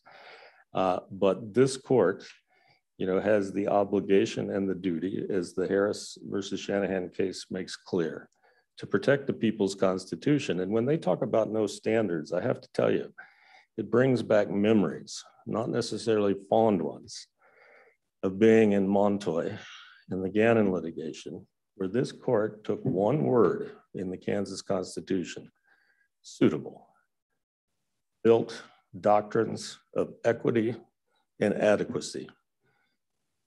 It found judicially manageable standards. I think there's plenty of language in the Kansas Constitution where this court can find and build, and we are proposing standards that will work for partisan gerrymandering. I also think this year is an unprecedented action by the legislature. That's part of why we're here. You know, the state, my colleague to my left argues, well, even in 1859, they were gerrymandering. As we said in our brief, well, thank goodness they were. They were keeping the pro-slavery forces out of power. But that doesn't mean our notions of equality and what's acceptable do not evolve over time as we come to understand what's important and how people should be treated. To me, that's one of the lessons of Hodes and Nauser. You know, there were prohibitions on abortion in 1859, and Hodes and Nauser reached a very different result under sections 1 and 2 of the Kansas Constitution. This is a similar kind of situation in the sense of our understanding of the evil here can and has evolved over time. Well, it seems to, I get back to trying to deal with hard numbers, and we know what population needed to shift in order to fix the the equal population issue, you know, and maps that we have 334% more people. So something's afoot. Yes. You know, and might be good, might be bad, but something's afoot here. Yes. And let me get to the question that I asked. Am I being too myopic, but am I, by focusing on invidious discrimination, just treating people differently because of the way they acted in the past, and this is government, am I putting too many guardrails on your argument? I don't think so, Your Honor. I mean, with a caveat. You know, I think in terms of that first step of the standard, the intent or the predominant intent, that is common to equal protection analysis, that you're looking for that invidious intent, where we would strongly disagree, again, with my colleagues to the left of me, that it's limited to malapportionment or racial. I mean, the point about religion, how could that possibly be constitutional under the Kansas Constitution?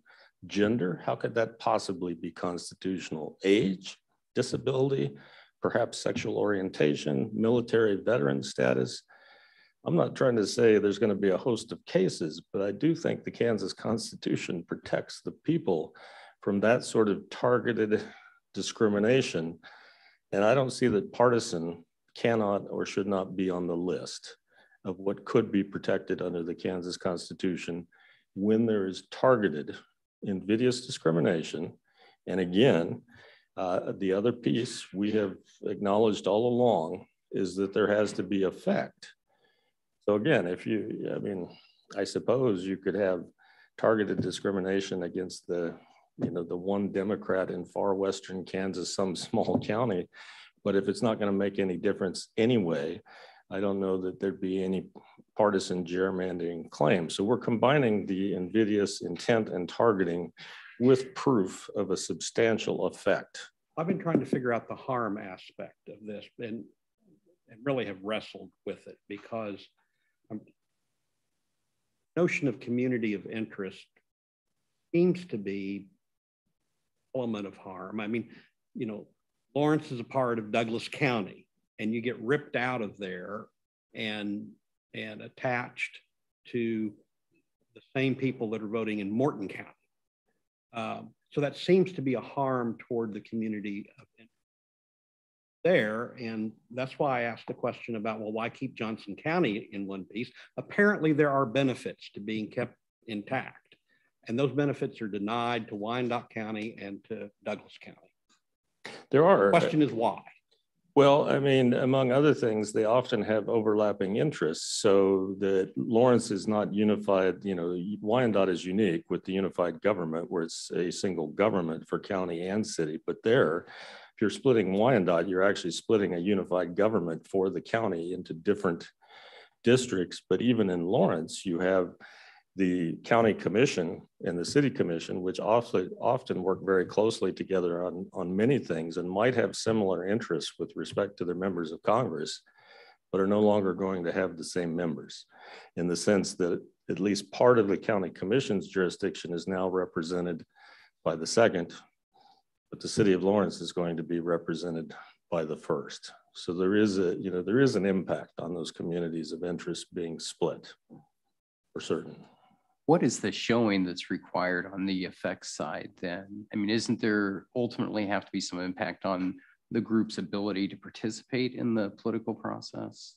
Well, I think, Your Honor, I think a couple of things. One impact is certainly the potential, at least, to have competitive races to potentially elect candidates. I don't think we're asking for a guarantee that you elect the candidate of choice. Again, it's not a proportionality request or theory here. And we know that when Lawrence has been in the second, it has both had competitive races, and at least once that district has elected a Democratic candidate. That will never happen.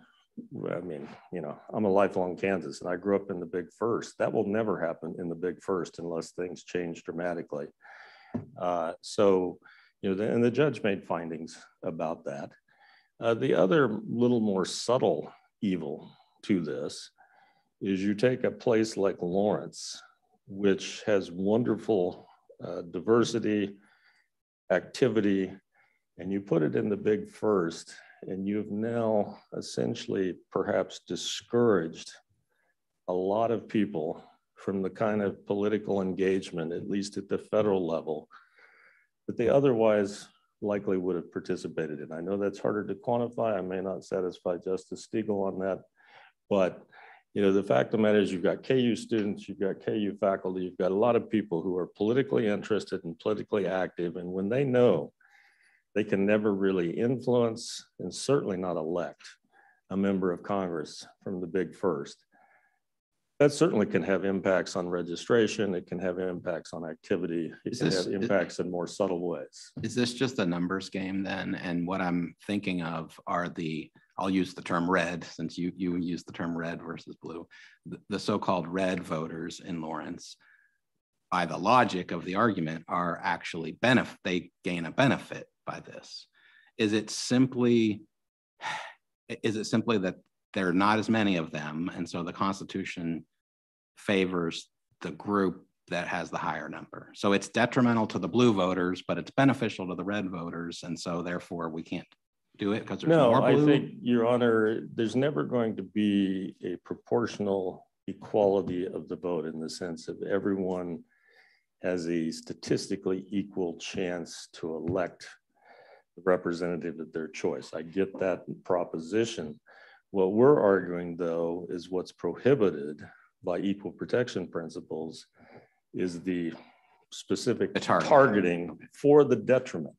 So the red voters in Lawrence simply get an incidental benefit. The goal is not really to benefit them. It's really an equal protection claim. It's not a right to vote claim. It's certainly it might have those in the right to vote is part of what implicates equal protection, but it's certainly not a proportionality claim. So along those lines, what level of review or scrutiny do we apply? Is a partisan affiliation a protected class? Do we have any case law that says that it's a protected class? I don't think you have to say it's a protected class necessarily. I think you have to say that the right to meaningful participation, at least, you know, again, and we're using as a baseline, you go from the previous map to the new map. I mean, we can't go back and just start fresh and say there's no maps in Kansas. And if we knew what the breakdown would be between parties, here's how we would draw districts. We've got to start with a baseline, what we had, how has it been changed, and why has it been changed? And so for these purposes, I don't think it's really about suspect class. I mean, Harris versus Shanahan, I think, does talk about applying the strictest scrutiny if you're infringing on the right to vote. That's not really the way we've articulated this test. Right. You certainly could. If it's an equal protection claim, I mean, that's the way at least we are used to thinking about equal protection. You certainly What's could, the classification? But partisan gerrymandering is a little different, and I think it could be treated differently because unlike things like, you know, race at least, and probably gender, you know, it's not, as you've already sort of pointed out, not necessarily an immutable characteristic, so you might not treat it quite the same way. People can change their affiliations. But I think something, you know, taking from the federal voting rights cases, you know, a predominant intent standard, even if you want to mount healthy mixed motive where legislature can try to offer explanations, but the court finds their pretext, and then the burden on the plaintiffs to show there's some substantial diminution in terms of the effect on their ability to participate meaningfully. But it's a diminution in an effect. It is not that we have to be able to actually elect the representatives of our choice. Again, it's not a proportionality claim. It doesn't try to reach that far. There's some factors that trump other factors. I think we start with the premise that one person, one vote trumps probably everything. But that then constrains how you apply everything else. But is number two dilution of a minority vote? And then community of interest is just like someplace way down? Well, Your Honor, I think it depends a little bit on, you know, thinking in terms of the two levels of law that apply here, which could take us to the other question if you'd like me to talk about that at all. But certainly from a federal standpoint, you know, the US Constitution mandates the one person, one vote. It will also prohibit the racial discrimination, and we have the 15th Amendment.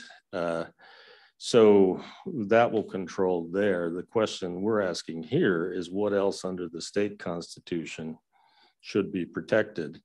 And what I just suggested, I think in response to things I've heard from the bench today, we're asking only for partisan gerrymandering here, but logically, and I think the federal constitution would address some of these too. Religion, gender, those would certainly get pretty harsh review under federal law, and I assume also under state law. Sexual orientation might also, certainly under federal law. If I recognize Justice Biles' quote, it may have been from Romer versus Evans earlier. You know, you could protect military and veterans' age and disability, which might not be suspect for equal protection purposes, but you might want to at least have the door open under the state constitution if they decided, for example, that we want to put all the young people in districts where they can't influence anything because they don't know enough about politics and we don't like the way their votes are going to go, or the young are too persuadable towards Democratic or Green Party or other influences that we don't like. So we're going to draw lines based on age. But why isn't it more harsh than that? Because that gets back to my very first question this morning, or one of my early questions. How is partisan gerrymandering a legitimate government function? And you have, I mean, so if you don't have a legitimate government function, don't play around with any of this other stuff. I would agree with you, Justice Biles. I won't argue with you on that. I don't think it is legitimate. I don't think there's any, you know, to say that it's gone on for a long time and it seems inevitable doesn't mean it's legitimate at all. You know, and that's why I think this notion that we'll just leave it up to the representatives because they're elected by the people. they're not serving the people here. They're serving themselves. I mean, they're drawing districts to solidify their positions. They're drawing districts not to further the people of Kansas, but to further their particular party. There's already a supermajority. They're trying to gain an even stronger hold on that. That's why I started with the People's Constitution and why I'm imploring this court to remain the protector of the People's Constitution. I don't think the partisan gerrymandering has a legitimate interest. I don't think it's justified as a matter of reason. I understand it as a matter of practice and the natural desire to protect oneself and to serve self-interests. And I see how it occurs in the political process, but I'd be hard pressed to make a moral argument for why it's in the public good or in the people's interests. Well, even a function of God. I mean, why does it affect it? Why can government promote one political viewpoint over another? And that's what this is. That's what partisan gerrymandering is. I mean, fundamentally, that's what it is. Yes. I mean, you know, I will concede at some level. I mean, the winners, there is consequences to elections. So, you know, the winners of elections do change policies or do things. And that's certainly happened with the most recent administration. So they may take different positions than the prior one. But in terms of affecting people's ability to participate meaningfully in the political process, I don't think that's government's business. Government should be in the business of ensuring the widest possible participation, not trying to put people in districts where it won't matter. That just starts to sound more and more like a proportional type argument. When they target people. Well, so I understand your targeting argument, but let's, for sake of argument, say there's no targeting. But Justice Biles' question still is a valid question. Under my test, you know, that we proposed, a lot of partisan gerrymandering would not be unconstitutional. But if the court is willing to say, look, it's rational basis review, it's not rational to engage in partisan gerrymandering, we accept that. I'll embrace that. And if that's the case, could you provide a definition of partisan gerrymandering? Targeting with party in mind. Well, I thought targeting was separate. Okay, we just said that. Okay, drawing lines with party in mind. If you're going to go to a rational basis test. Okay. Drawing the lines with party in mind. Again, how would an evil-minded legislator who wanted to favor his or her party go about accomplishing that? If the rule was what? That they could do whatever they wanted. Well, if they do whatever they wanted, they do what they do in this legislature. They have the authority. They create the map in secret. They present it where they know they have the votes and say, here's the map. Anybody want to say anything? Well, so they get a map, which again, the argument is will foreclose the minority party from ever winning. Is that a fair statement? Yes. And I guess, isn't that, let's take Wyoming, for example, where there is no redrawing of districts. They got one congressperson. What a great process, yes. Is the minority party's rights just being violated there? No, because I think, again, that's you have to start somewhere with a baseline. And the baseline is Wyoming is what it is when you have. What if the legislature just took Kansas and went east to west and just like, we're going to draw a straight line. We're going to draw 3 straight lines and it's going to create 4 rectangular districts. And we're just going to move east to west. And when you hit the population, 1/4 of the population, we draw the line. When you hit the next quarter, we draw the line. Well, I think that might well pass our test. I mean, and it might pass Justice Biles' test. I'm not saying it's his test, but it might pass even rational basis if it is just we're going to ignore parties, we're going to ignore communities of interest. We're just going to do 4 districts that look nice, they are contiguous, they're compact, and they have equal population, and we don't actually know who's in them in terms of their party interests. Now, that would not be irrational, and it would certainly not be partisan. And even if it resulted in 4 districts that had roughly the same proportion as the state as a whole, that'd be fine.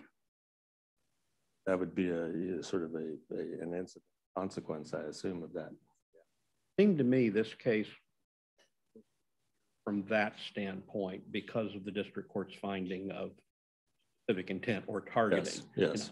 I don't know how I'd feel if neutral factors were put into that algorithm and it spits out, and we have expert testimony about how many variations you can get on that, but I don't know how I'd feel about this if it wasn't for the targeting. Well, and I think that's kind of in many ways, the linchpin to our claim, showing the change. It's not that the voters of Lawrence, again, it's not a proportionality saying they have an entitlement to a certain representative or a certain weight of influence, but it's the fact that where they were and then where they are and why did they end up there? That's the linchpin, I think. Counsel, you've completely discounted the theory that that the purpose was to put K-State's interest with KU's interest. But if you assume that was a genuine consideration, aren't you then talking about competing policy considerations and asking the legislature to guarantee that one policy is better than another?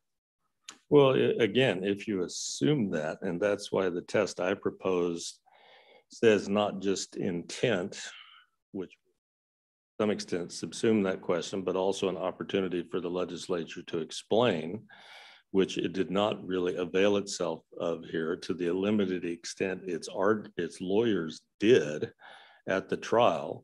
The trial court specifically found the reasons offered were pretexts. So I'm not saying there couldn't be a case where if they had some actual rational reason for moving Lawrence the way they did, that might be a different case, but they've offered zero on that point. So the pretext is simply because it was based on an argument and not an explanation the legislature could have given but chose not to. I don't think it's just because they failed to explain it, because it's also challengeable on the merits of it and whether people actually believed it or not. But again, it's only something their lawyers offered. It's not something anyone had a chance to cross-examine or challenge actual evidence. And being a longtime KU person, I know KU faces probably more east than it does west. Well, and your opinion is important, of course. I know, but it's not evidence. My problem is that when you ask me to get into the area of looking at policy and making policy decisions, I think, am I stomping on another branch of government inappropriately? I need to know what my standards are such that I can do what a court is supposed to do. I respect that, Your Honor. And as one who long argued for the state, I very much believe in the separation of powers.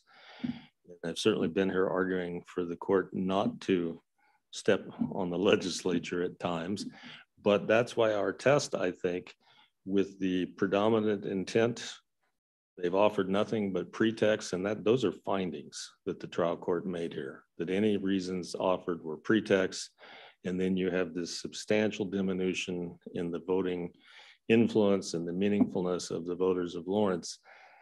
I don't think that's stepping on the legislature's toes any more than it was in a case like Hodes and Nauser or others where this court has said Sections 1, Sections 2, other sections in the Kansas Bill of Rights mean things. They protect the rights of individuals. The legislature enacted a law. Well, of course, they did. They did it through a process. It's a majority enactment, but that's part of why this court is the protector of the people's constitution. The legislature has to be held within the constitutional bounds. And that goes all the way back to Harris versus Shanahan, which I would also point out, just in reference to their federal argument theory, whatever you want to call it. Harris versus Shanahan predated any kind of provisions in the Kansas Constitution about this court reviewing maps. So it's before Article 10.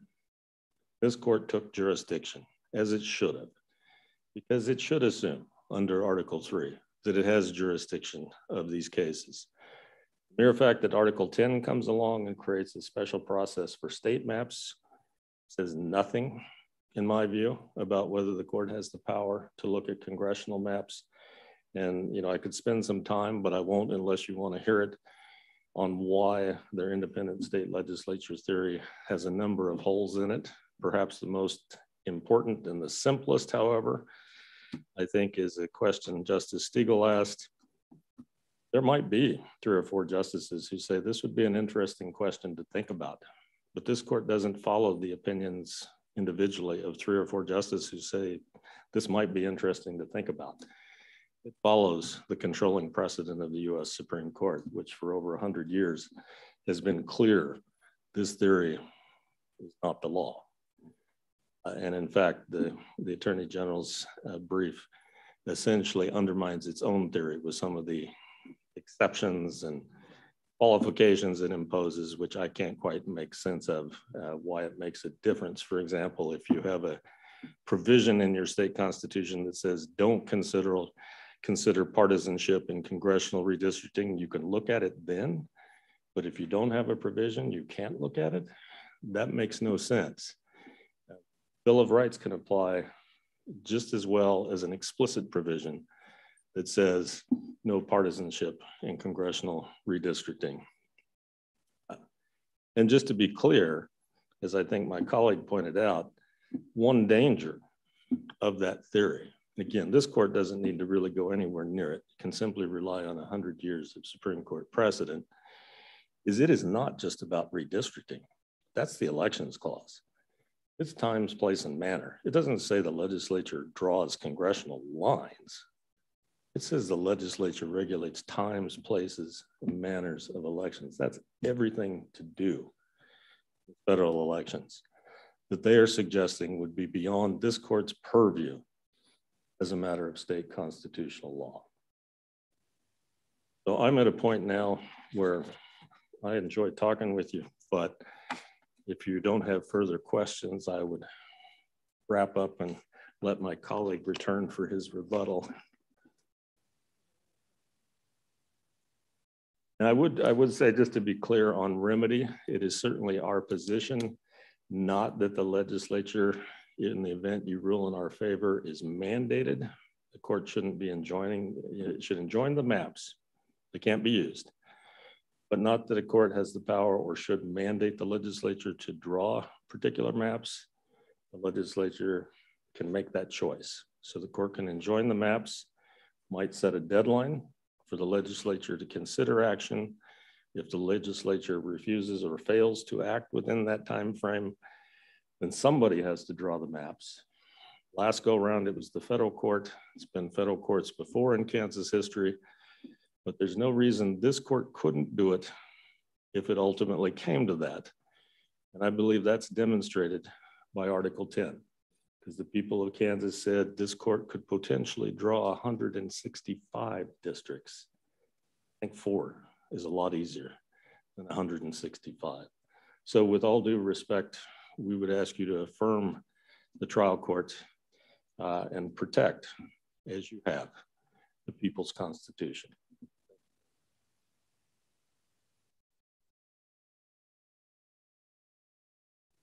15 minutes.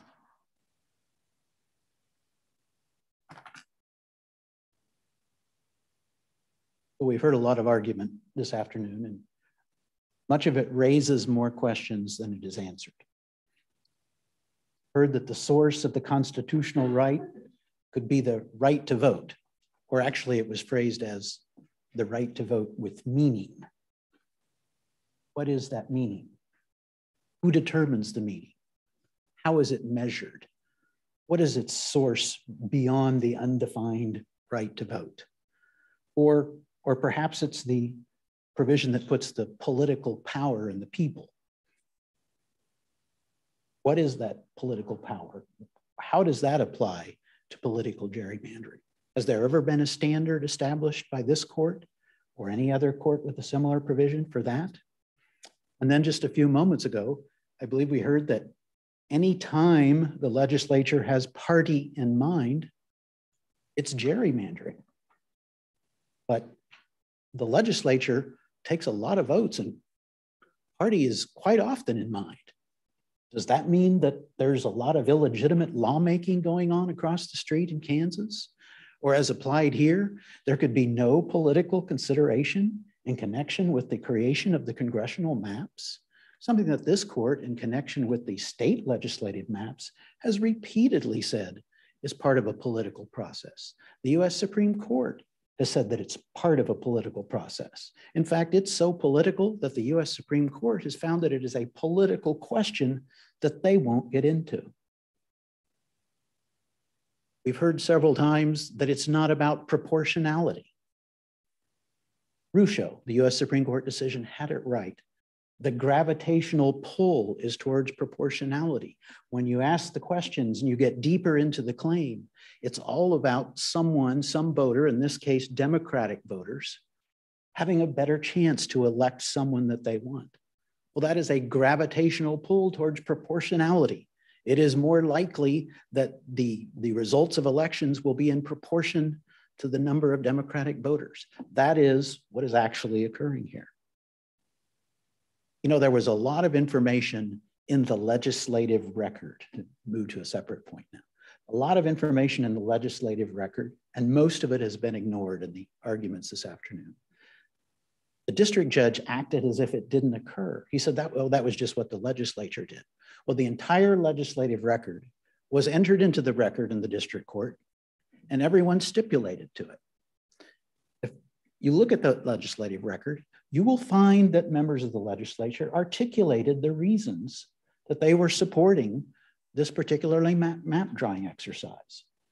It occurred in the discussions in the committees. In fact, they even put out a press release and said, these are all the reasons that this is a good map, and it's Defendants Exhibit 1020.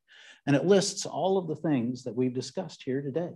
The fact that it put the universities together in a district, the fact that it put the military bases together in a district, the fact that Wyandotte County had been split previously and Douglas County had been split previously, the fact that with the rearranged voters, the incumbents would all still win in their districts, even under the new map. All of that was in the record, and all of it was frankly disregarded by the district judge.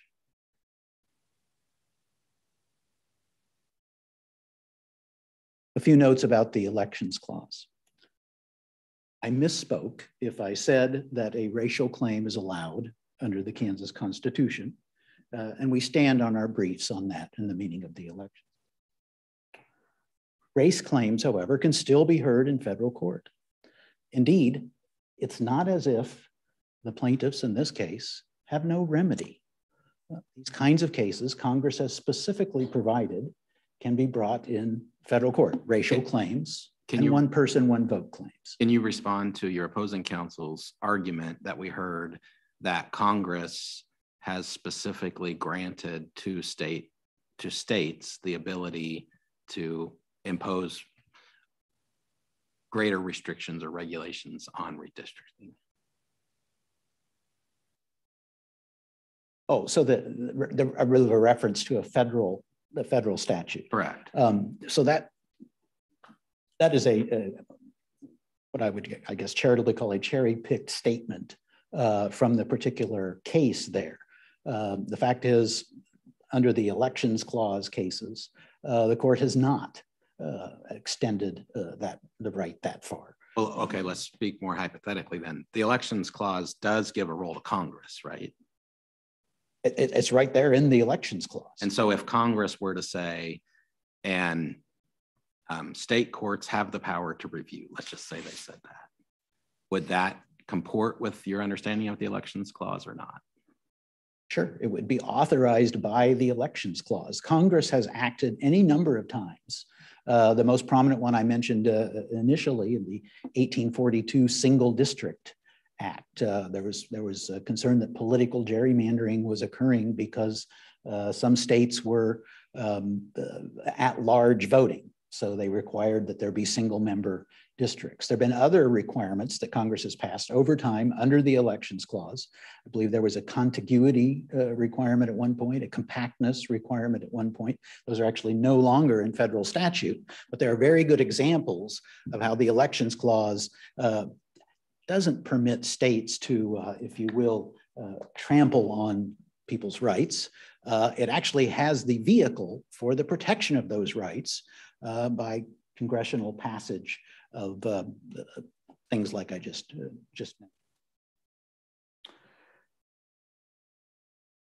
I think I'm still confused a little bit on, and I didn't want to talk about this election clause. Still a little confused about what your argument is, and let's use the Florida constitutional provision as an example, because it's got some language in there about something about being not favor or disfavor, saying that under your election clause position, Florida courts have the ability to litigate that question because it's in the Florida Constitution. Yes. How does, I don't understand that. If the election clause says that the legislature is responsible for time, place, and manner, then how does state law play into this? I mean, I'm not talking about procedure, but the substantive stuff. How does the state court suddenly get jurisdiction there under the election clause when you're saying we can't enforce our equal protection provisions in the Kansas Constitution? Because in the Florida situation, the state has brought redistricting into their prescriptions for lawmaking. The phrase the court has used is, what are their prescriptions for lawmaking? And there, the Constitution was amended. And so for redistricting, lawmaking includes those constitutional requirements. There's nothing similar in Kansas. And if you look at those cases, Florida is just one of them. It's called, I believe, the Fair Districts Amendment. Some states, Maryland, has a centuries-old provision about how to draw district lines. Many other states have outright prohibitions on partisan or political gerrymandering. Those are all things that are a direct part of the prescription for lawmaking in those states. That's just not so in Kansas. Kansas, it's a separate Bill of Rights argument that has never been applied directly to redistricting, and certainly isn't the kind of direct regulation of legislative redistricting that all of those constitutional provisions provide. And what's the textual basis for that prescription of lawmaking sort of carve out under your elections clause analysis? So that comes directly from the elections clause cases. Specifically, if you go back, you look at the one that allowed the governor's veto.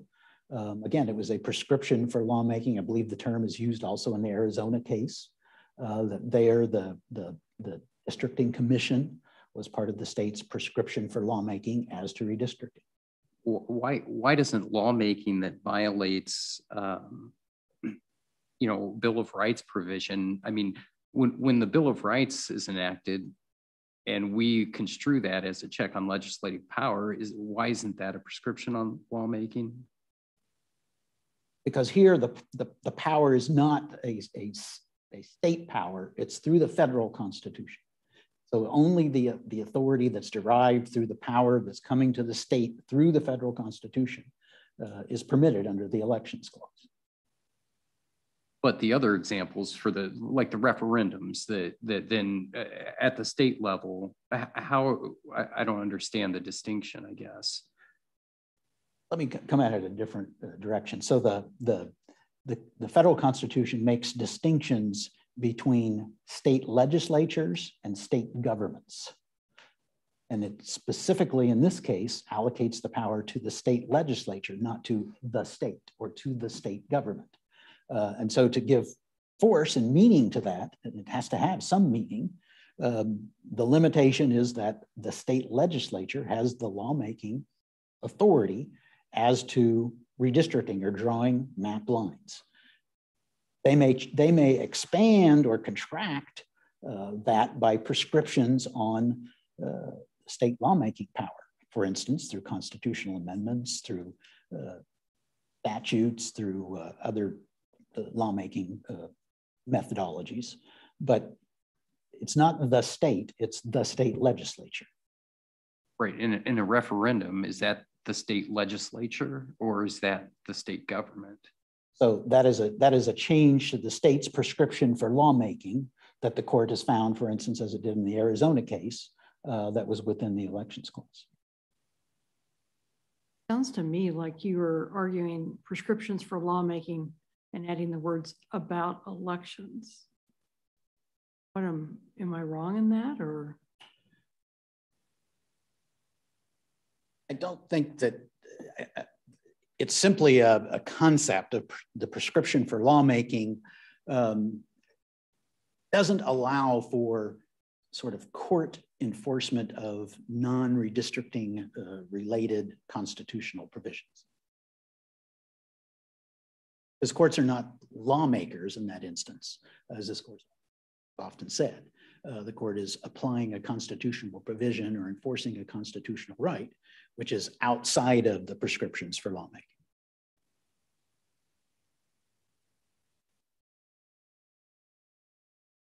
Finally, just a couple of more quick points. There were several comparisons in this case to prior cases.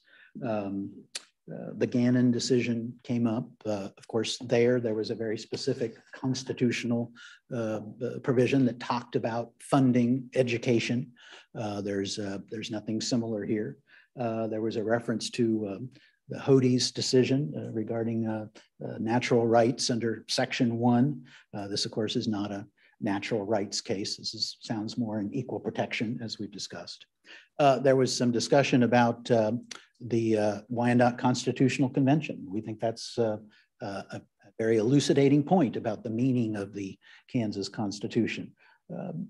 First district lines were also drawn at the same convention that drafted the Kansas Constitution.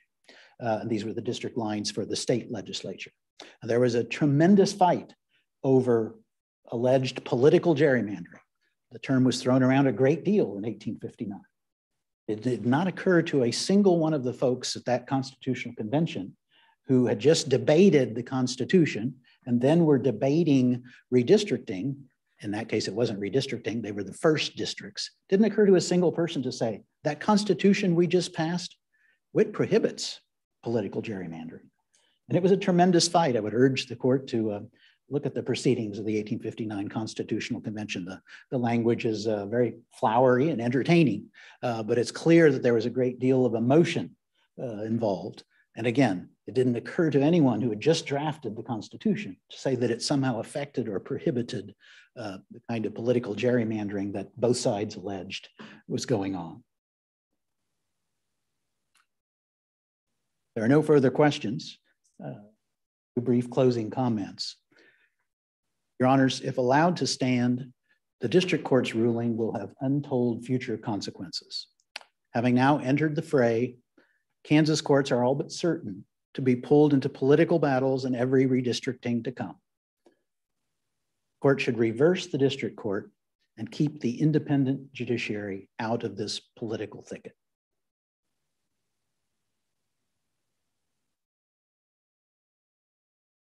To all counsel for your arguments today. The court will take this matter under advisement. We are now in recess until Wednesday morning at 9 a.m. All right.